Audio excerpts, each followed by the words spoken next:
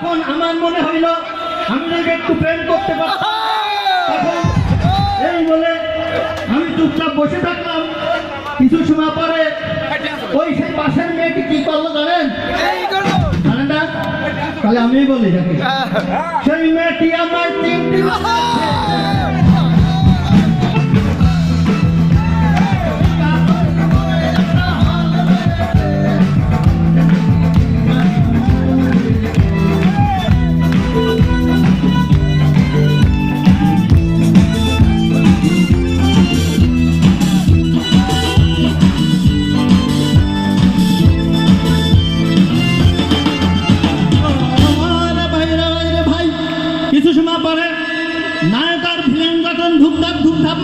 শুরু করে দিল। তখন আমার মনের মধ্যে দাপট দুপুর করতে লাগলো।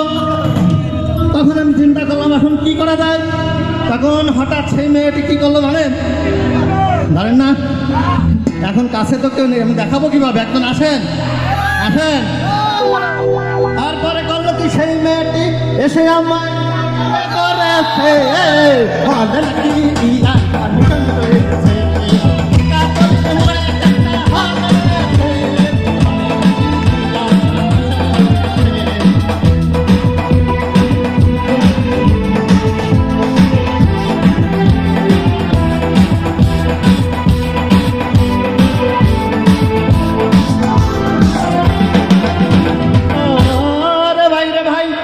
সিনেমা শেষ হয়ে গেল।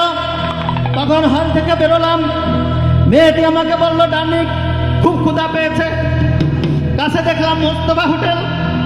ওই হোটেলে ঢুকলাম।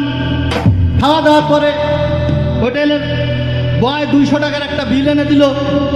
তখন বিল দেখে তো আমার মনের মধ্যে বসেন কি হইল আর কি।